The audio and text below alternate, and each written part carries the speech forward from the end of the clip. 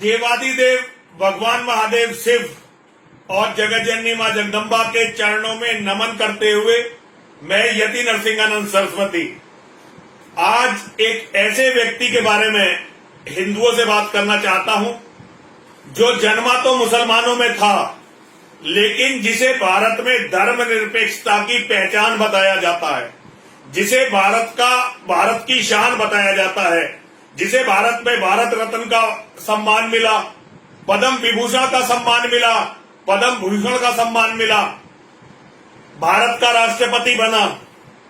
आप समझ ही गए होंगे मैं डॉक्टर एपीजे अब्दुल कलाम के बारे में आज आप लोगों से कुछ बातें करना चाहता हूं, लेकिन उससे पहले जो मैं बातें आपसे करना चाहता हूं वो 10 जुलाई 2017 को सावन महीने का पहला सोमवार था। अनंतनाग जिले में 8:15 बजे 8:15 पर गुजरात के बनाम काठा जिले से एक बस आई थी अमरनाथ की यात्रियों की, और उस बस पर आतंकवादियों का हमला हुआ।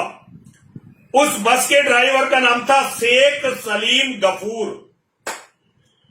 बस पर सामने से आतंकवादियों का हमला हुआ, लेकिन ये शेख सलीम गफूर को कुछ नहीं हुआ। बस के कुछ यात्री मारे गए, कुछ बहुत बुरी तरह घायल हुए। ये बस बिना सुरक्षा अमरनाथ के यात्रियों को लेकर जा रही थी, और इसका अमरनाथ श्राइन बोर्ड में कोई भी रजिस्ट्रेशन नहीं था। जो लोग अमरनाथ यात्रा के सिस्टम को जानते हैं वो अच्छी तरह से जानते हैं कि बिना किसी षड्यंत्र के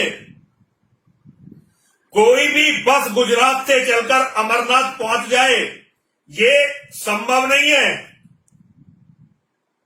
आतंकवादी हमला हो गया, गुजरात के और महाराष्ट्र के कुछ लोग मारे गए, और सारे मीडिया ने, सारे हिंदू बुद्धिजीवियों ने, यहां तक कि हमारी सरकारों ने उस शेख सलीम गफूर को हीरो बनाकर पेश किया, हीरो बनाकर, और उसे बड़े बड़े इनाम मिले, और बताया गया कि उसने अपनी जान पर खेलकर उन यात्रियों की जान बचाई जो बाकियों की जान बची।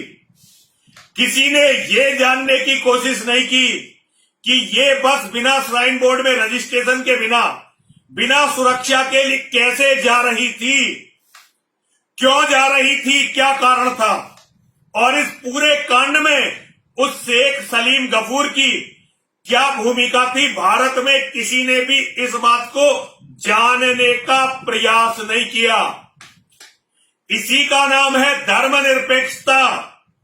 यदि ये ड्राइवर किसी जीवित कंट्री में होता, ऐसे देश में होता जहां की सरकारों में हौसला होता और वो अपने नागरिकों के जीवन की कीमत को जानती,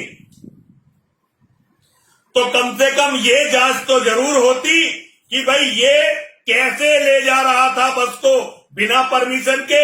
जबकि सब जानते हैं कि कश्मीर में यदि कोई हिंदू बिना फौज और बिना सीआरपीएफ की सुरक्षा के जाएगा तो वो मरकर ही आएगा, बिना मरे आ नहीं सकता। ये तो बच्चा जानता है।